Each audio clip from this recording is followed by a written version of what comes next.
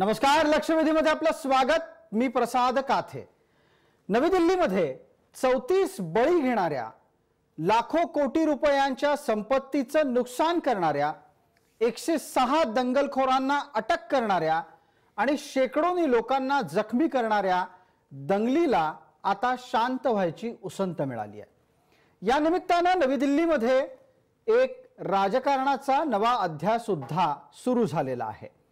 एकीकडे दिल्ली शांत होत असली तरी पण राजकारण धुमसायला लागलंय। काँग्रेसच्या हंगामी अध्यक्षा सोनिया गांधी यांनी थेट पत्रकार परिषद घेत नवी दिल्लीतल्या दंगल प्रकरणावर भाष्य केलं। त्यांनी देशाचे गृहमंत्री अमित शाह आणि नवी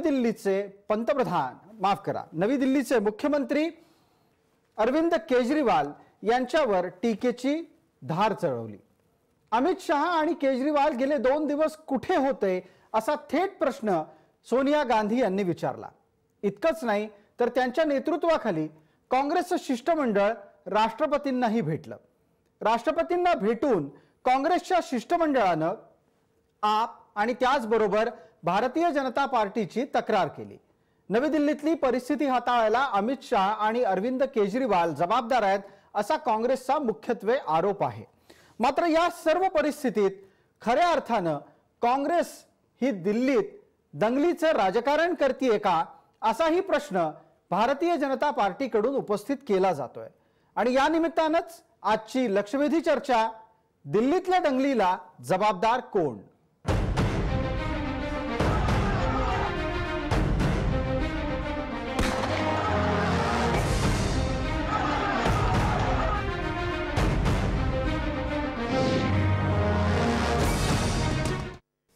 आणि आता या चर्चेत आपल्या बरोबर कोण सहभागी झाले त्यांचा परिचय मी आपल्याला करून देतो। आपल्या सोबत आहेत भारतीय जनता पार्टीचे प्रवक्ता प्राध्यापक डॉक्टर राम बुधवंत, आपल्या सोबत काँग्रेसचे प्रवक्ता आहेत गोपाळ तिवारी, तसंच आम आदमी पार्टीचे प्रवक्ता अभिजित मोरे आणि माझ्या सोबत माकपचे प्रवक्ता आहेत शैलेंद्र कांबळे।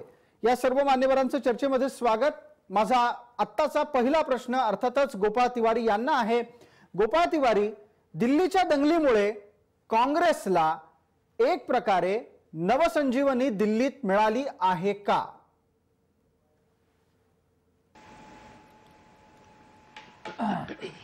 प्रसाद जी, मी बोलू का? अगदी अगदी गोपाळराव, आपणच उत्तर द्यायचंय। सुरुवात करा आपण आपलं उत्तर। प्रसाद जी, सर्वप्रथम अतिशय एक संवेदनशील विषयावर आपण चर्चा घेतली त्याबद्दल आपल्या चॅनलचं एक जागरूक लोकशाहीचा चौथा स्तंभ माध्यम म्हणून आपलं अभिनंदन करतो।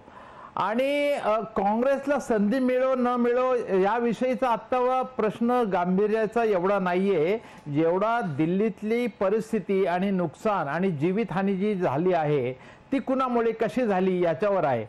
आपण स्वातंत्र्योत्तर भारतात राहतो, लोकांकरता लोकांच्या माध्यमातून लोकांकरता सरकार बनवलं जातं आणि मोदी शहांच्या जोडी यांच्या नेतृत्वाखाली भाजपचं सरकार त्या ठिकाणी कुठल्या राष्ट्रावर चढाई करून गेलं किंवा रक्त सांडलं, संघर्ष केला असं काही त्यांना सत्ता मिळाली नाही। तर लोकशाहीने दिलेली त्यांना सत्ता आहे आणि लोकांच्या किमान अपेक्षा आहे की लोकांचं संरक्षण, जीवित मालमत्तेचं संरक्षण, विकासाची काही त्यांनी जो अजेंडा दिला तो हे किमान अपेक्षा लोकशाहीत आहेत, ज्या शासनकर्त्यांकडनं त्या अपेक्षित आहेत।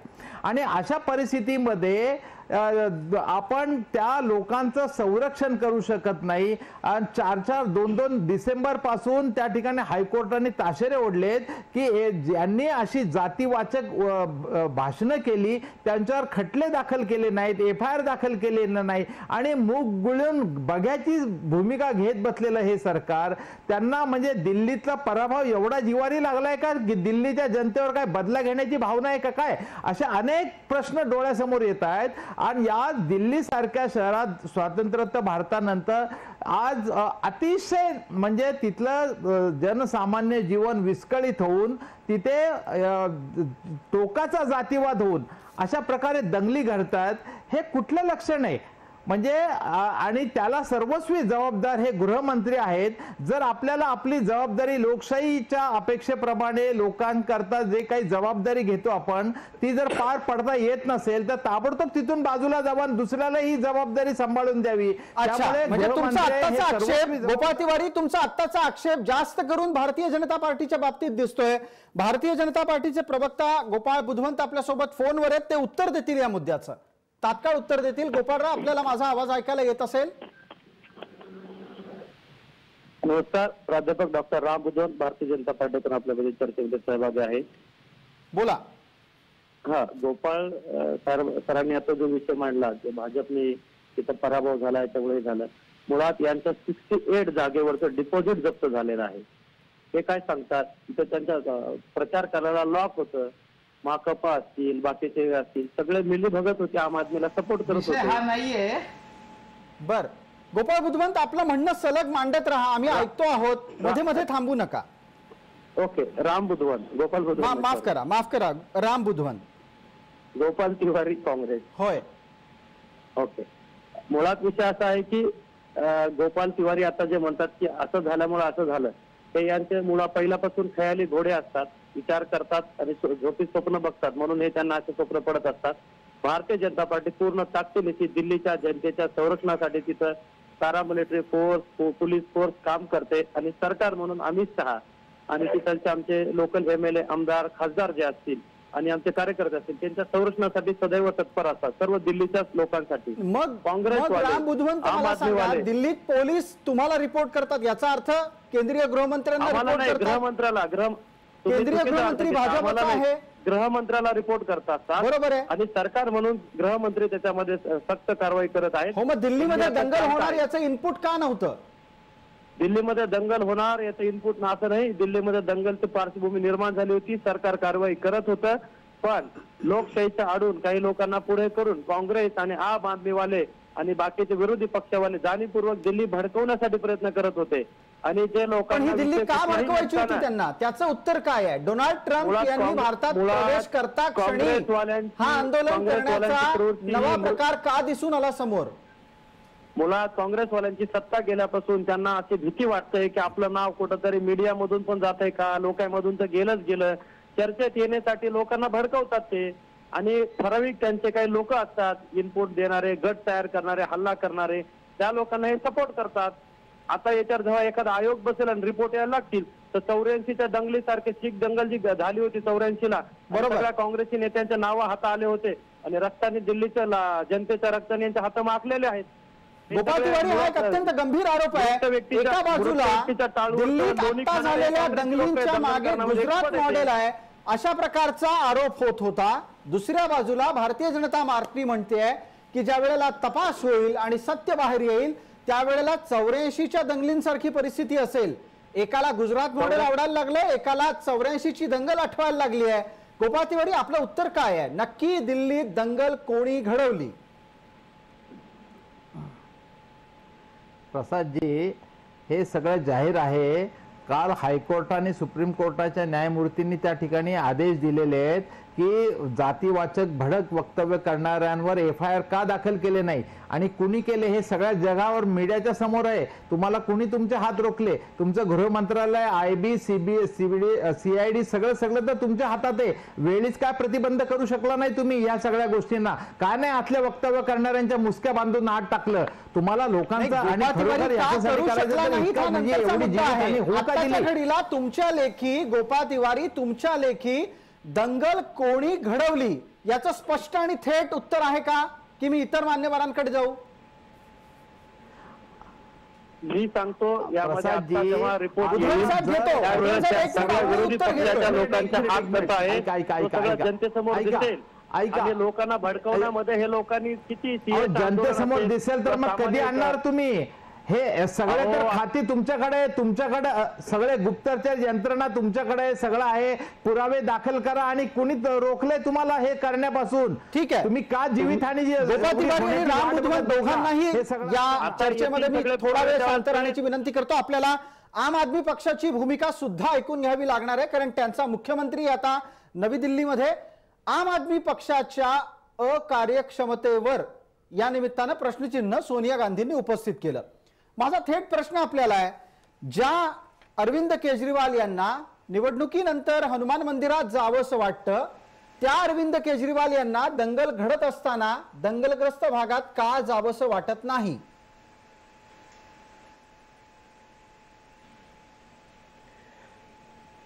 मला सगळ्यात पहिल्यांदा सांगायचं आहे की ही जी दंगल घडली, या दंगलीची जी पार्श्वभूमी आहे, जे एक विषारी वातावरण आहे, हे भारतीय जनता पक्षाने गेल्या जवळजवळ 2 महिन्यापासून जो विषारी प्रचार चालवला होता त्याच्यामध्ये आहे.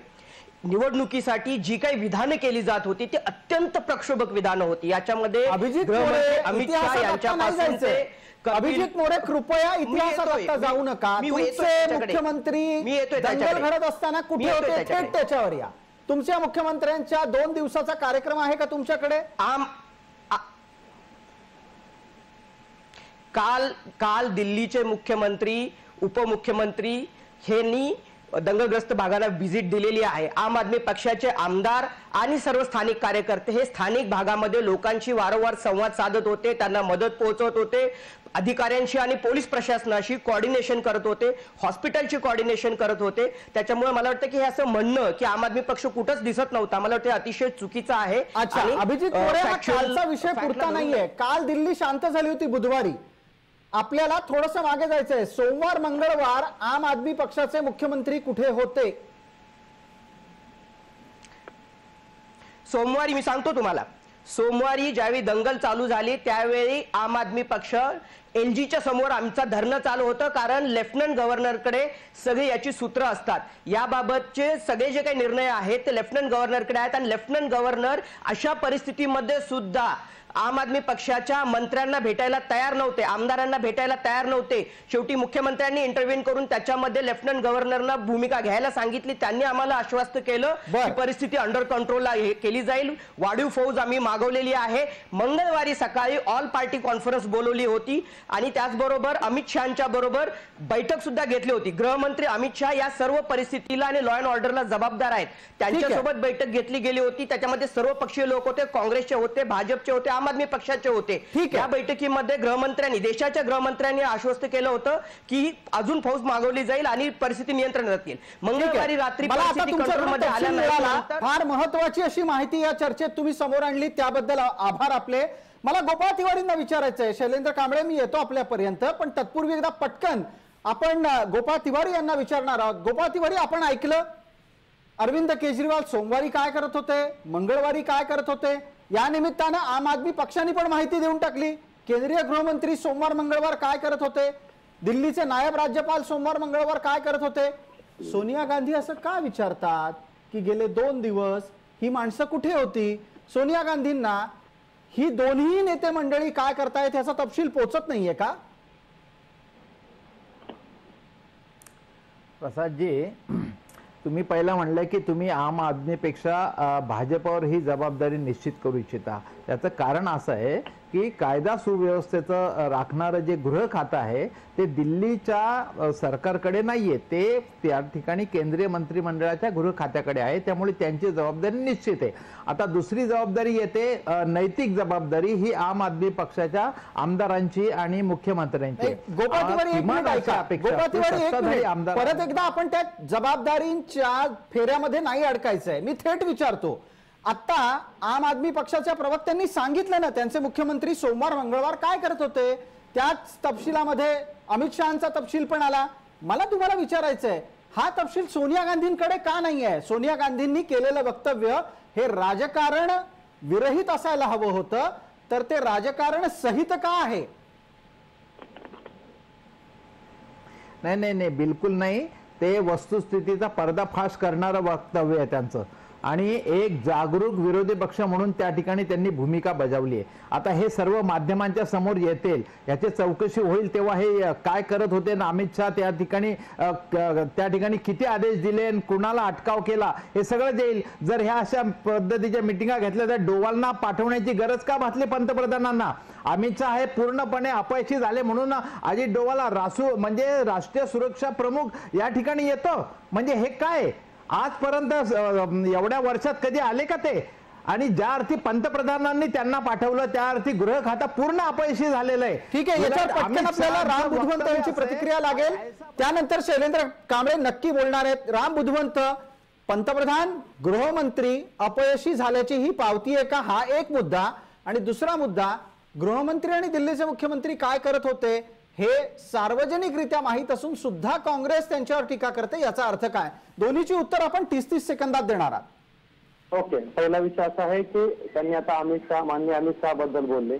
माननीय अमित शहा यांनी केलेल्या धडाक्यातले काम, मोदींचे काम आणि देशभरामध्ये त्यांनी केलेल्या संघटन उभारणीमुळे सध्या काँग्रेस भूईसपाट झाली. आता काँग्रेस औषधालाही सापडत नाही. त्यामुळे अशा देशात दंगली घडवणे आणि ते गृहमंत्र्यावर ढकलले हे काँग्रेसचं पार्श्वभूमी आतापर्यंत इतिहासाची. आणि यासाठी एक पण आहेत ते तुम्ही पण मुद्द्यावर या पटकन. राम बुधवंत, मी विनंती करतो मुद्द्यावर या आपण पटकन. अमित शहा आणि मोदी यांच्यासोबत काम करणाऱ्या टीममध्ये राष्ट्रीय सुरक्षा सल्लागार अजित डोभाल आहे. अजित डोभाल यांनी अगोदर पार्श्वभूमी घेतली, खाली राऊंड आणि सगळ्या लोकांना घेऊन विश्वास दिला की दिल्लीतल्या लोकांना भारत सरकार तुमच्या पूर्ण ताकदीच्या सोबत आहे, कुणीही तुम्हाला हात लावणार नाही. आणि अनेक लोक त्यांच्या संरक्षणासाठी पॅरामिलिटरी फोर्स, पोलीसवाले तिथे काम करतात. एक हे सरकारने केलेलं काम आहे. ठीक आहे, दुसरा मुद्दा आहे आता आपला. दुसरा मुद्दा आहे तो सोनिया गांधींच्या विधानाचा आहे. कारण सोनिया गांधींच्या प्रतिक्रियेनंतर भारतीय जनता पार्टीची एक महत्वाची प्रतिक्रिया आली. ते असं म्हणतात की दंगलीचं राजकारण होतं आहे ते टाळलं गेलं पाहिजे. काँग्रेस आणि हे आम आदमीवाले त्यांच्याकडूनच होत आहे, विरोधी पक्ष नेतेच करतात. अमित शहानी केलेल्या कामाची पार्श्वभूमी संघटन उभारणीमुळे यांची सत्ता गेली. देशामध्ये सर्वाधिक भाजप सध्या सत्तेमध्ये आहे, सर्वाधिक आहे आणि वोटिंग शेअरांचा वाढला. त्यांची सत्ता डिपॉझिट जप्त झाले. आता हे गृहमंत्री असताना ठीक आहे, राम बुधवंत, मी आपल्याला याच कारणाने थांबवतोय. आपला आवाज मध्ये मध्ये ये जा करतोय सातत्याने. कृपया नेटवर्कची एकदा तपासणी करून घेऊ. शैलेंद्र कांबळेंकडे जातोय या निमित्तानं आता चर्चा करण्यासाठी. शैलेंद्र कांबळे, काँग्रेस आप आणि भाजपला दोषी ठरवतीये, भाजपला आप पण दोषी ठरवतोय आणि आपला आणि काँग्रेसला भाजप दोषी ठरवतोय. चाललंय काय दिल्लीमध्ये आणि दिल्लीच्या राजकारणामध्ये? सर्वप्रथम मी एकतर ही जी घटना घडलेली आहे त्याची मी तीव्रपणे या ठिकाणी निषेध व्यक्त करतो आणि आपल्याला क्रोनॉलॉजी समजली पाहिजे. हा, क्रोनॉलॉजी हा एक फार परवलीचा शब्द आहे भारतीय राजकारणात. समजली नाही ना तर आपल्याला ह्याचं पूर्ण जे आज आपला विषय आहे तो पुढे जाऊ शकत नाही. एक तर ह्या दंगलीपूर्वी कपिल मिश्रा नावाचे जे त्या ठिकाणी भारतीय जनता पार्टीचे आता आपमधून गेलेले जे संघाच्या पूर्ण मुशीमध्ये तयार झालेले आहेत ते एका डीसीपी समोर ज्या पद्धतीने वक्तव्य, माणूस भाजपमध्ये गेला आणि तो संघाच्या मुशीत तयार झालेला आहे. म्हणजे तो संघाच्या मुशीत तयार होऊन आपमध्ये गेला होता का? नाही, संघाच्या मुशीतच तयार झाला होता पण तो ऑपॉर्च्युनिस्ट होता म्हणून तो आपकडे आला होता आणि आता भाजपकडे गेलेला आहे. आणि त्याने ज्या पद्धतीने वक्तव्य केलं की इथे दिल्लीमध्ये किंवा देशामध्ये ट्रम्प आलेले आहेत, प्रेसिडेंट आलेले आहेत आणि त्यांची सगळ्या पायघड्या घालण्यासाठी नरेंद्र मोदी आणि अमित शहा आणि सगळं सरकार त्याच्यासाठी लागलेलं आहे. आता ते ट्रम्प कशासाठी आले होते? देशाच्या मध्ये फार मोठा बदल घडवण्यासाठी किंवा देशाच्या ज्या स्ट्रॅटेजिक ज्या काय धोरणात्मक निर्णय घ्यायचा आहे त्याच्यासाठी आले होते का? तर तसं नाही. कपिल शर्माच्या विधानामुळे काय झालं? कपिल शर्माच्या विधानामुळे ज्या पद्धतीने कपिल शर्माने तिथे भडकाऊ भाषण केलं, भडकाऊ तिथे वक्तव्य केलं आणि लगेच त्याच्यानंतर ताबडतोबीने ज्या पद्धतीने उद्रेक त्या ठिकाणी झालेला आहे हा प्री प्लॅन्ड आहे.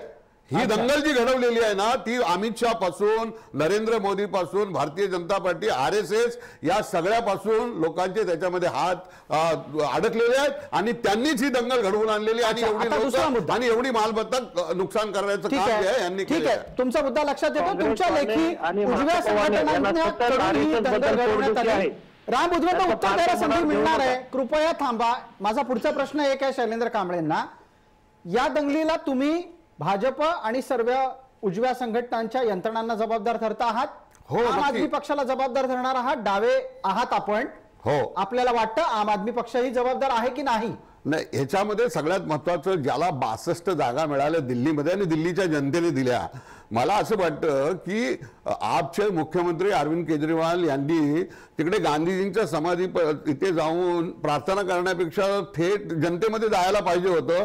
तो त्यांनी उशीर केला. आता का उशीर केला हे मला माहिती नाही. सुरेंद्र कांबळे ते सुद्धा राजघाटावर कधी गेले? समजलं ना? ते दुसऱ्या दिवशी ट्रम्प येऊन गेल्याच्या नंतर ट्रम्प येऊन गेल्याच्या नंतर हो बरोबर आहे. हा ते तिकडे गेले, पण त्याच्यापूर्वी त्यांनी तिकडे जायला पाहिजे होतं आणि ते संभवण्याचं काम, लोकांमध्ये संवाद घडवण्याचं काम हे करायला पाहिजे होतं, पण ते झालेलं नाही. आता का झालेलं नाही हे अमित शहाला माहिती असेल किंवा अरविंद केजरीवालांना माहिती असेल. हे त्या दोघांनी लोकांसमोर ते आणावं पुढे. त्या दोघांनीही त्या लोकांसमोर आणावं. त्या ज्या पक्षात आहेत त्या दोन पक्षांचे प्रवक्ते आपल्यासोबत आहेत. पहिल्यांदा मी अभिजित मोरे यांच्याकडे जातो.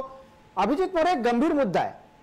तुमची दिल्लीत संपूर्ण बहुमत, 2/3 पेक्षा जास्त बहुमताची सत्ता आहे. अशा स्थितीमध्ये राजघाटावर जायला सुद्धा उशीर होतो आपल्या मुख्यमंत्र्यांना.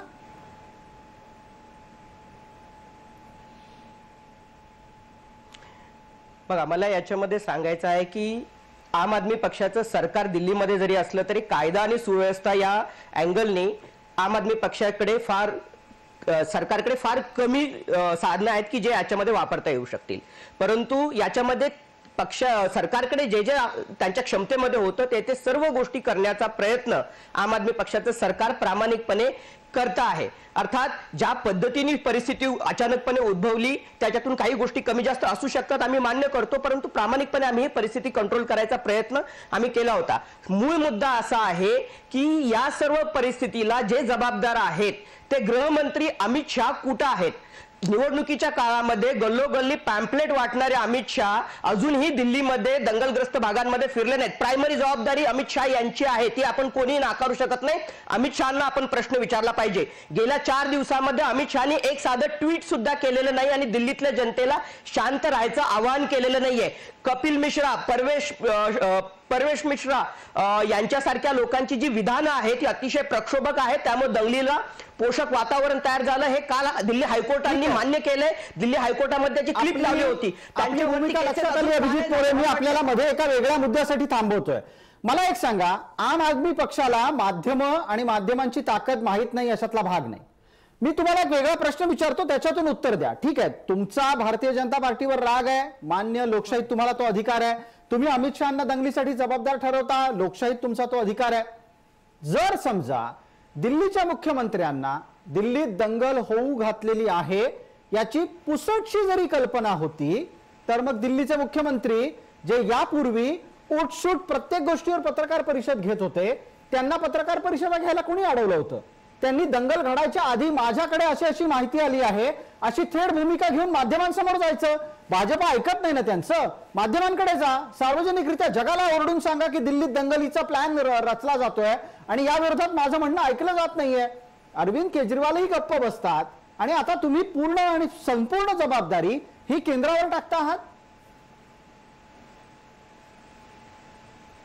निश्चितच केंद्राची जबाबदारी आहे. मला वाटतं की आपल्या देशामध्ये ज्याच्याकडे पॉवर नाही त्याची अकाउंटेबिलिटी फिक्स करायचा प्रयत्न होतोय, परंतु ज्याच्याकडे सत्ता आहे, ज्याच्याकडे खरी पॉवर आहे त्याची अकाउंटेबिलिटी फिक्स करायचा प्रयत्न होत नाही. मला वाटतं या दंगलीला पूर्णपणे भारतीय जनता पक्षाचे जे गृहमंत्री आहेत अमित शहा यांचं अपयश कारणीभूत आहे आणि त्यांना जबाबदार धरलं पाहिजे. कारण पूर्णपणे दिल्लीचं पोलीस, लॉ अँड ऑर्डर, तिथले LG हे अमित शहाना रिपोर्ट करतात.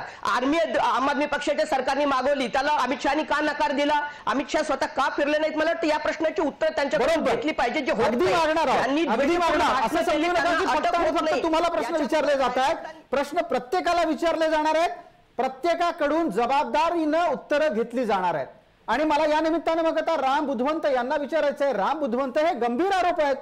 दिल्लीचा मुख्यमंत्री सैन्य मागवण्याची मागणी करत असतो, दिल्लीचा मुख्यमंत्री नायब राज्यपालांना भेटून परिस्थिती चिघळू नये याच्यासाठी विनंती करत असतो, आणि हे सगळे काय करतात असा प्रश्न आता उपस्थित होतोय. 34 लोक मेल्याच्या नंतर अशा प्रकारची चर्चा करावी लागणं हे अत्यंत घातक आहे लोकशाही रचनेसाठी.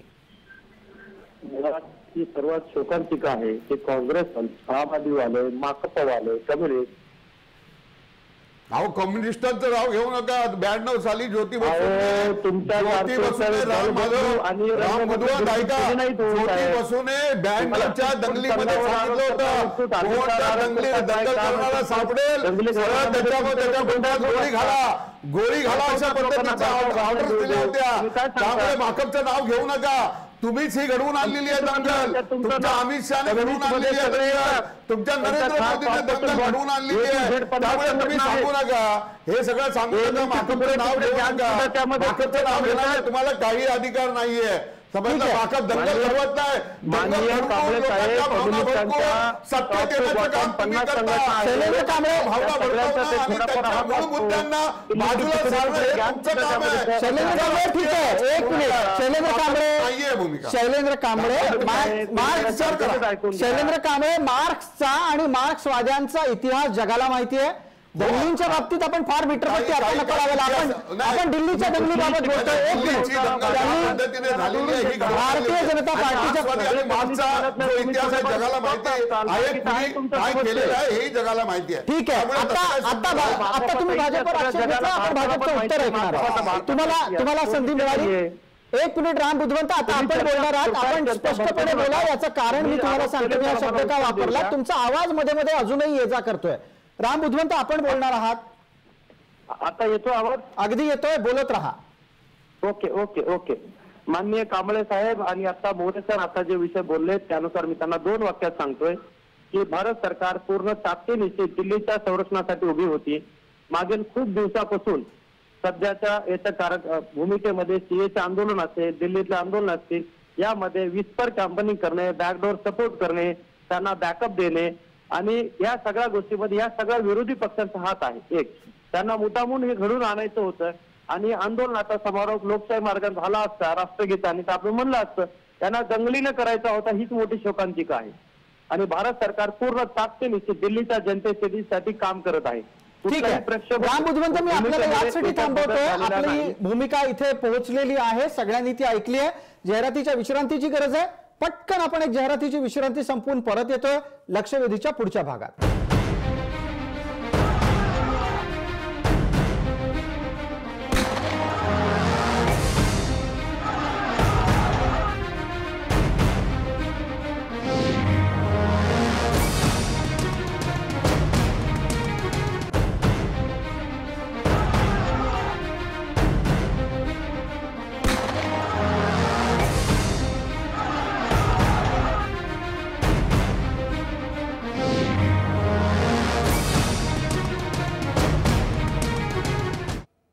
नमस्कार, लक्षवेधीच्या या भागात आपलं स्वागत. आपण चर्चा करतोय दिल्लीच्या दंगलीला जबाबदार कोण. पहिल्या भागामध्ये आपण जबाबदार कोण या प्रश्नाच्या विविध कंगोऱ्यांना तपासत होतो. आपल्या सोबत मान्यवर आहेत प्राध्यापक डॉक्टर राम बुधवंत, प्रवक्ता भारतीय जनता पार्टी, गोपाळ तिवारी प्रवक्ता काँग्रेस, अभिजित मोरे प्रवक्ता आम आदमी पक्ष, आणि माझ्यासोबत मुंबईच्या स्टुडिओत आहेत शैलेंद्र कांबळे प्रवक्ता मार्क्सवादी कम्युनिस्ट पक्ष. माझा आता या भागातल्या चर्चेचा पहिला प्रश्न हा शैलेंद्र कांबळेंना. शैलेंद्र कांबळे, दंगल ही अत्यंत अस्वीकार्य गोष्ट आहे, ती समर्थनीय तर नाहीच.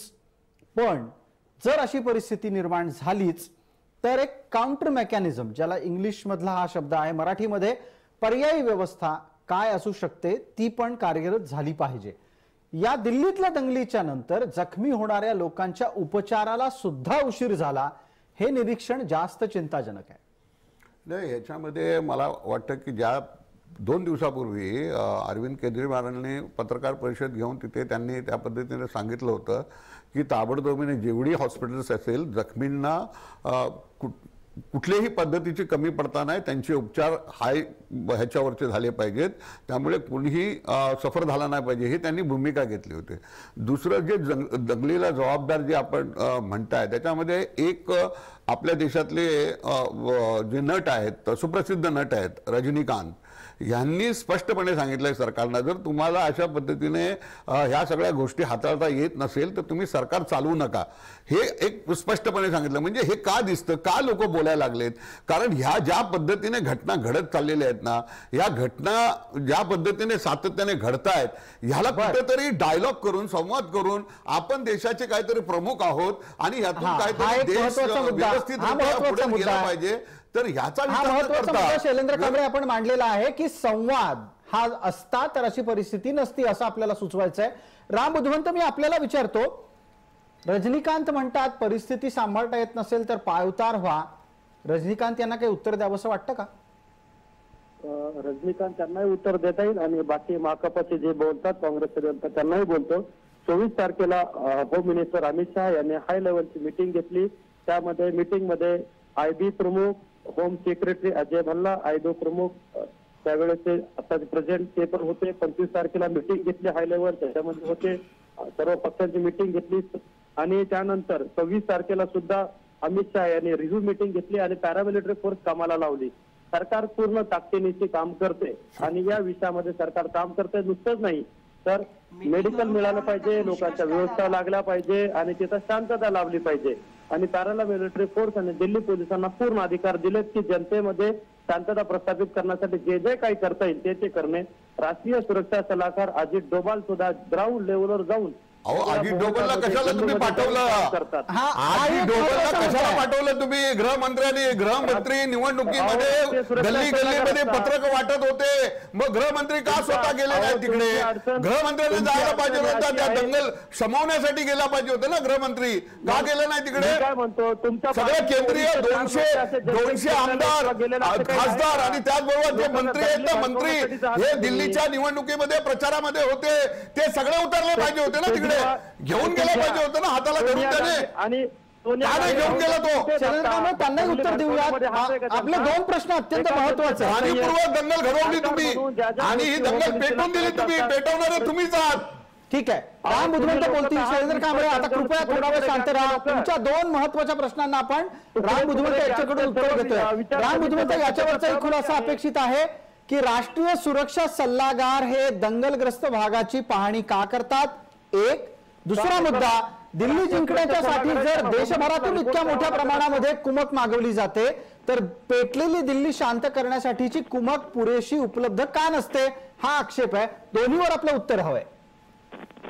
दोन्ही ठिकाणी सगळ्या गोष्टी चालू असतात। हाय लेवलची मीटिंग घेणे, त्या ठिकाणचे दिल्ली पोलीस कमिशनर पटनायक साहेब, सिनियर पोलीस ऑफिसर सोबत मीटिंग घेतली।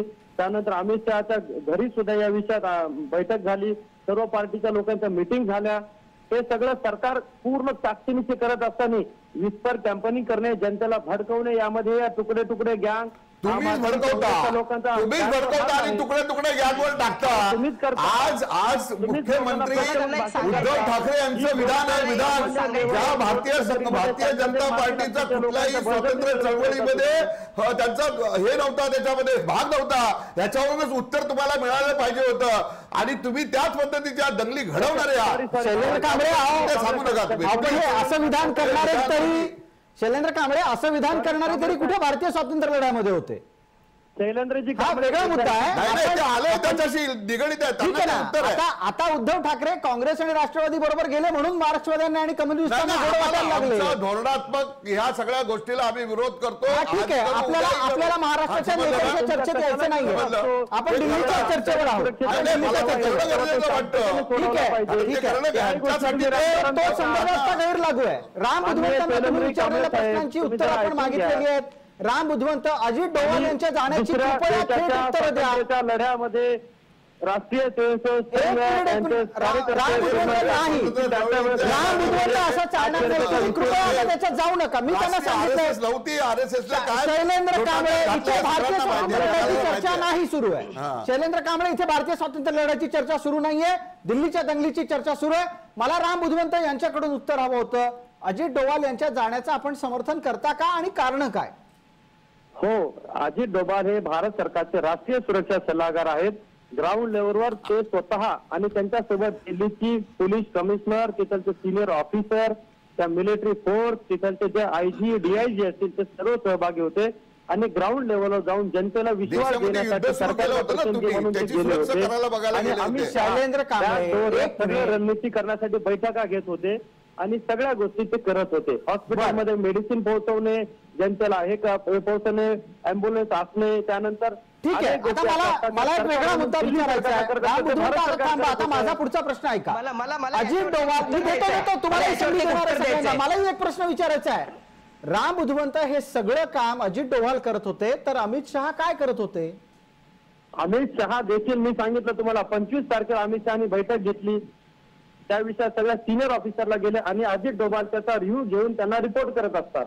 अजित डोभाल काही कारवाई करत नसतात, ते त्याचा रिव्ह्यू घेणे आणि सुरक्षा सल्लागार आहेत सध्या ते, आणि ते काम करत असतात.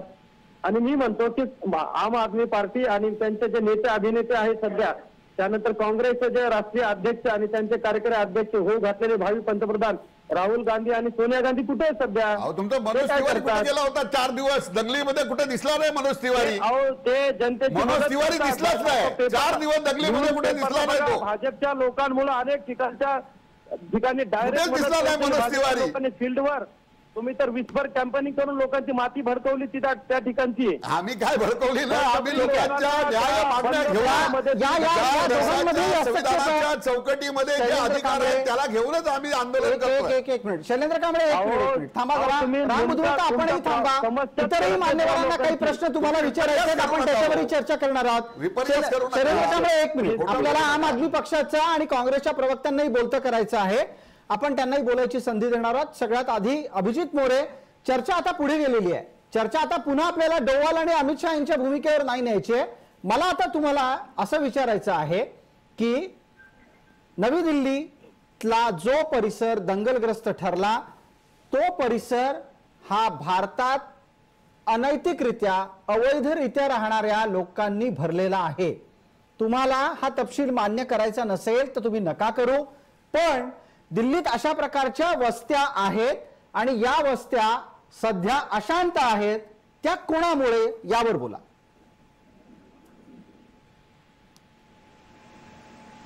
मला एक सगळ्यात पहिल्यांदा सांगायचं आहे की अजित डोवाल काल संध्याकाळी फिरले आणि त्यांनी म्हटले की सर्व परिस्थिती कंट्रोलमध्ये आहे, परंतु काल रात्री सुद्धा अनेक ठिकाणी हल्ले होत होते आणि भारतीय जनता पक्षाचे जे मित्रपक्ष आहेत, शिरोमणी अकाली दलचे खासदार नरेश गुजराल यांनी आज परत गृह मंत्रालयाला पत्र लिहिलेलं आहे की काल रात्री त्यांनी वैयक्तिकरित्या अनेक वेळा फोन करून तक्रारी करून सुद्धा परिस्थिती कंट्रोलमध्ये येत नव्हती, पोलीस वेळेवरती येत नव्हते. त्यामुळे मला वाटतं ही परिस्थिती आपल्या सगळ्यांनी ध्यानात घेतली पाहिजे. डोवाल जमिनीवरती उतरले म्हणजे परिस्थिती कंट्रोलमध्ये आली असं अजिबात नाही. अजूनही लोक भयाच्या वातावरणाखाली अजित डोवाल यांच्याविषयी मला कृपया माझ्या प्रश्नाचं उत्तर हवंय. दिल्लीमध्ये अवैधरित्या राहणाऱ्या परकीय नागरिकांच्या वस्त्या अशांत असण्याचं कारण काय? मला हे सांगायचं आहे की हा जी दंगल ज्या ठिकाणी झालेली आहे, ही दंगल नॉर्थ ईस्ट दिल्लीमध्ये झालेली आहे. नॉर्थ ईस्ट दिल्लीमध्ये ज्या ज्या ठिकाणी भारतीय जनता पक्षाचे उमेदवार निवडून आलेले आहेत त्याच परिसरामध्ये ही दंगल झालेली आहे. ज्या दिवशी अमित शहा बैठक घेऊन म्हणत होते की आम्ही बैठक घेतल्याचं नाटक करत होते, त्या दिवशी संध्याकाळी भाजपचे आमदार त्या ठिकाणाहून रॅली काढून गोळी मारण्याच्या घोषणा देत होते. त्याच्यामुळे या दंगलीमध्ये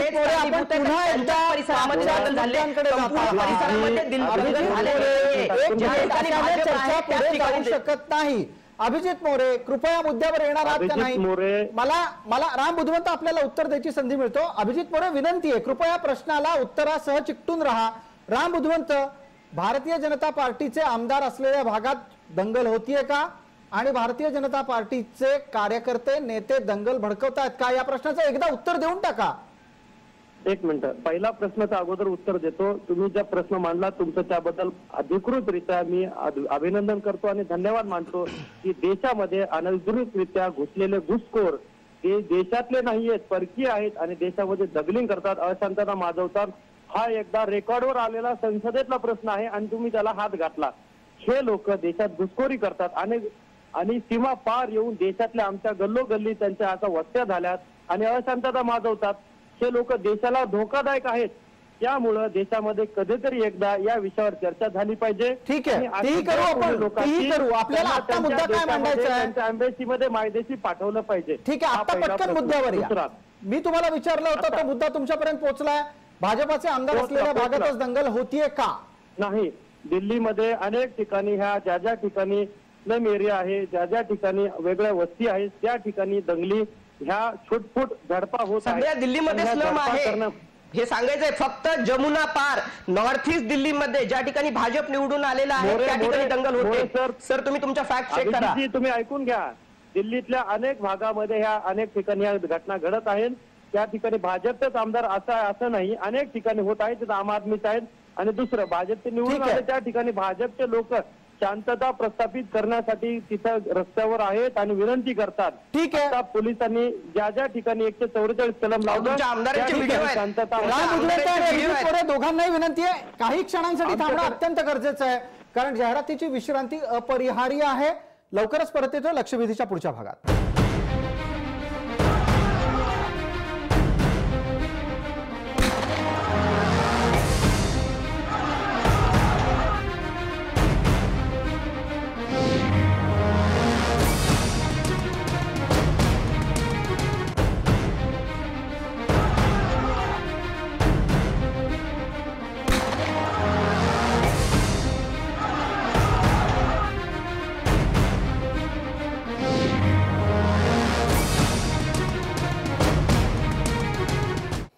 नवी दिल्लीतल्या दंगलीच्या संदर्भातली लक्षवेधीची ही चर्चा आता पुढच्या टप्प्यात जाते. या टप्प्यामध्ये अत्यंत मर्यादित वेळ आपल्या सगळ्यांसोबत आहे. मान्यवरांसाठी विनंती, त्यांनी कृपया वेळेची मर्यादा पाळावी. मला थेट या निमित्तानं पहिला प्रश्न शैलेंद्र कांबळे यांना विचारायचा आहे.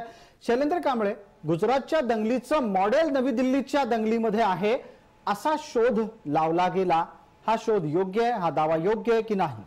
अगदी बरोबर आहे, योग्य आहे. एक दुसरा महत्त्वाचा मुद्दा असा आहे की केंद्राच्या अधीन जी दिल्लीची पोलीस आहेत ना, ह्या पोलिसांमध्ये काहीतरी असा बदल घडवला पाहिजे. एक तर ते राज्य सरकारच्या ताब्यात दिले पाहिजेत, अन्यथा त्याच्यामध्ये काहीतरी मेकॅनिझम आणला पाहिजे. कारण ज्या पद्धतीने पोलीस रिॲक्ट होतात, तुम्ही पोलिसांचं काम काय, तुम्ही एका समाजाच्या समाजाची बाजू घेणार, असं होता कामा नये.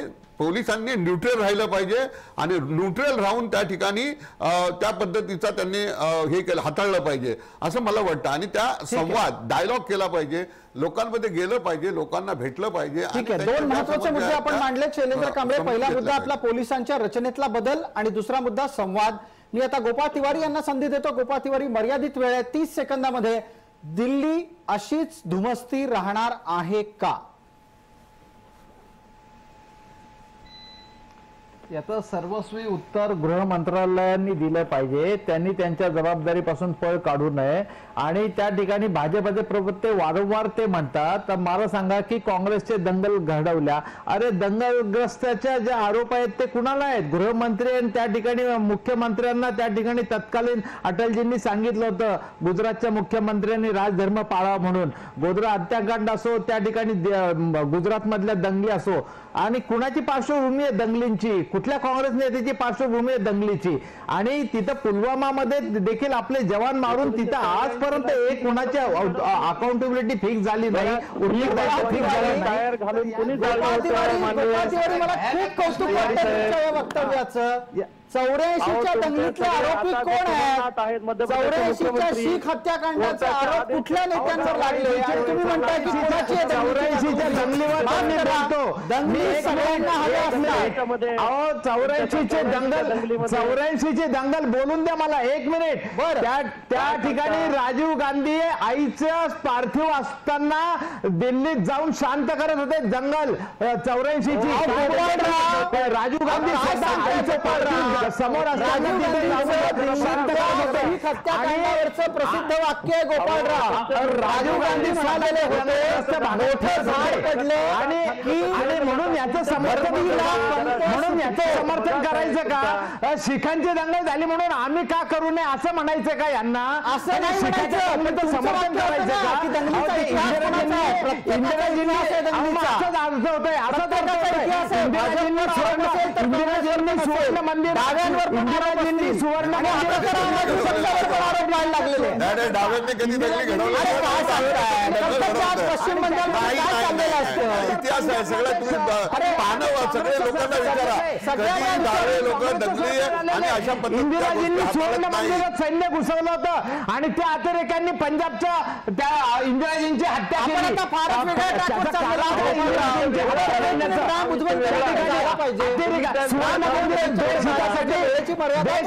आम आदमी पक्षाला मी संधी देतोय कारण त्यांचे मुख्यमंत्री नवी दिल्लीत आहेत. गोपाळराव 1 मिनिट ऐका, आम आदमी पक्षाला बोलू द्या. आता आम आदमी पक्षाचे प्रतिनिधी आहेत अभिजितराव, पटकन कृपया आपली भूमिका मांडा. आत्ताच्या घडीला नवी दिल्ली शांत करण्याच्यासाठी तुमच्याकडे कोणता अजेंडा आहे? 1, 2, 3, 4, 5 असं उत्तर द्या.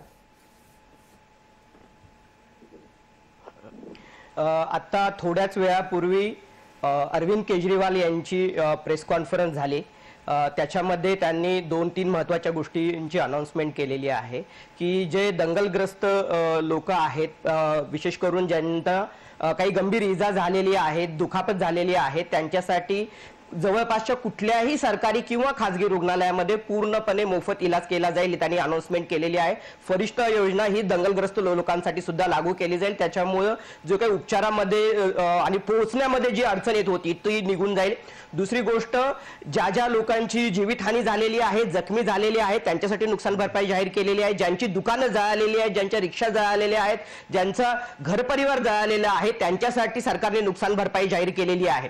दुसरी गोष्ट, आता लोकांना तातडीने मदत पुरवणं हे अतिशय महत्त्वाचं काम आहे. आज सकाळीच मुख्यमंत्र्यांनी सर्व अधिकाऱ्यांच्या, सर्व विभागांच्या लोकांच्या बैठक घेऊन लोकांना तातडीने मदत पोहोचवण्याचे आदेश दिलेले आहेत. त्या दृष्टीने प्रयत्न चालू आहेत. आम आदमी पार्टी यामध्ये सर्व आम आदमी पक्षाच्या कडून दिल्लीतली दंगल शमल्याच्या नंतर परिस्थिती तातडीनं पूर्ववत व्हावी याच्यासाठी प्रयत्न होत आहेत. भारतीय जनता पार्टीचं केंद्रात सरकार आहे, पोलीस त्यांच्या ताब्यात आहे, त्यामुळे त्यांचं उत्तर अनिवार्य आहे. राम बुधवंत यांना एक अत्यंत तात्काळ यावर प्रतिक्रिया द्यायची विनंती करतो. राम बुधवंत, 30 सेकंदापेक्षा जास्त वेळ आपल्याकडे नाही, पटकन बोला. दिल्लीचं सरकार आपला समर्थन करतंय का या प्रकरणामध्ये? पहिला विषय, दिल्ली पोलिसांचे विशेष आभार मानले पाहिजे. दिल्ली पोलिसांच्या अंगावर एवढा प्रचंड मोठ्या प्रमाणात दगडफेक होत असताना त्यांचे अधिकारी शहीद झाले, त्या ठिकाणी त्यांना मारहाण झाली, अनेक अधिकारी ऍडमिट आहेत, एक अधिकारी सदग्रस्त वारले. दुसरं, आयबी अधिकाऱ्याची विशिष्ट जमावाकडून ठेचून हत्या केली, हा देखील शोकांतिकाचा विषय आहे. या विषयावर देखील देशातल्या सर्व समाजाला विचार करावा लागणार. एक, अजून पोलीस प्रशासनावर शार्प शूटर सारखे ऍक्शन घेऊन ऍक्शन मोड मध्ये शाहरुख नावाचा व्यक्ती हल्ला करतो आणि तो व्यक्ती कपिल मिश्राचा नातेवाईक आहे तो. लोक कपिल मिश्राचा नातेवाईक शाहरुख आहे. कपिल मिश्राचा नातेवाईक नाव चुकीचं आहे. झाल्या पाहिजे. त्यांना वैचारिक खाद्य पुरवणारा, त्यांना वेपन्स पुरवणारे हे सगळे लोक मर्यादा वेळेची आहे. मी आता दोघांनाही थांबायला लावतो. हल्ले केले त्या लोकांनी. राम बुधवंत, वेळेची मर्यादा असल्यामुळे आपल्याला थांबावं लागतंय. मला माफ करा त्याच्यासाठी, पण आपण सर्व मान्यवर या चर्चेत सहभागी झालात त्याबद्दल आपले मनपूर्वक आभार. ताज्या बातम्यांसाठी पहा फक्त जय महाराष्ट्र.